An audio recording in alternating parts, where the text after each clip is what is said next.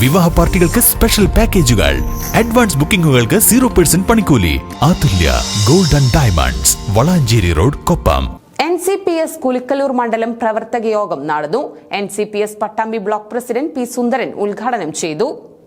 കുലുക്കല്ലൂരിൽ KSEB section office ആരംഭിക്കണമെന്ന് NCPS Kulukkallur മണ്ഡലം പ്രവർത്തക യോഗം ആവശ്യപ്പെട്ടു.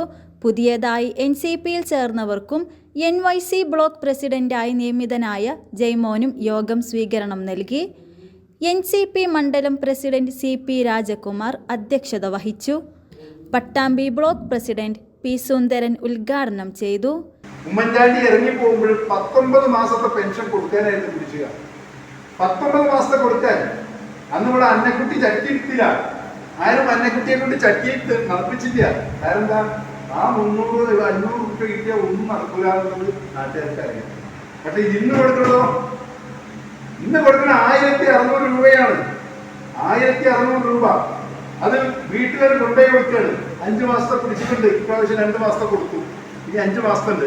അത് നമ്മൾ ഉടൻ കൊടുക്കും. സാമ്പത്തിക പ്രതിസന്ധി കേന്ദ്ര സർക്കാരിന്റെ ഞെരുക്കാണ്. ശമ്പളം കൊടുക്കാൻ പൈസ ഇല്ലാത്ത രീതി. ഇവിടെ ആകെ വരുമാനം എന്താ? നമ്മുടെ GST മൊത്തം കൊണ്ടുപോകുന്നത് അങ്ങോട്ടാണ്. 100 രൂപ കൊടുത്താൽ നമുക്ക് കിട്ടുന്ന എത്രേ? 100 രൂപ കൊടുത്താൽ നമുക്ക് 22 പൈസ എങ്ങനെ തിരിച്ചു കിട്ടുക. എന്നിട്ട് 100 രൂപ UP കൊടുത്താൽ അവർക്ക് എത്ര കൊടുക്കുന്നത്? അവർക്ക് കൊടുക്കുന്നത് 563 റുപ്യ കൊടുക്കുന്നത്. 100 റുപ്യ അവർക്ക് കൊടുത്താൽ. അപ്പൊ അവർ പറയുന്നത് എന്താണെന്നറിയോ? അവിടെ വിദ്യാഭ്യാസ രംഗത്തിൽ വളരെ പിന്നോക്കാണ്. ഇവിടെ വിദ്യാഭ്യാസം വളരെ മുന്നോട്ടാണ്. ആരോഗ്യരംഗം അവിടെ വളരെ പിന്നോക്കാണ്. ഇവിടെ മുന്നോക്കാണ്. ഗതാഗത സൗകര്യം അവിടെ കമ്മിയാണ്. ഇവിടെ കൂടുതലാണ്. മനസ്സിലാവുണ്ടോ? അപ്പൊ നമ്മളെ മുന്നോട്ടായിട്ട് നമ്മളെ വരുമാനം അതുകൊണ്ടായി തന്നെയാണ് ഇപ്പോ. അതാണ് GST കാരണമായത്. ഇവിടെ വരുമാനങ്ങളൊക്കെ കമ്മിയാക്കിയിരിക്കുകയാണ്. എന്നാലും ഈ ഗവൺമെന്റ് എന്തൊക്കെ പാടുപെട്ടായിരുന്നില്ല.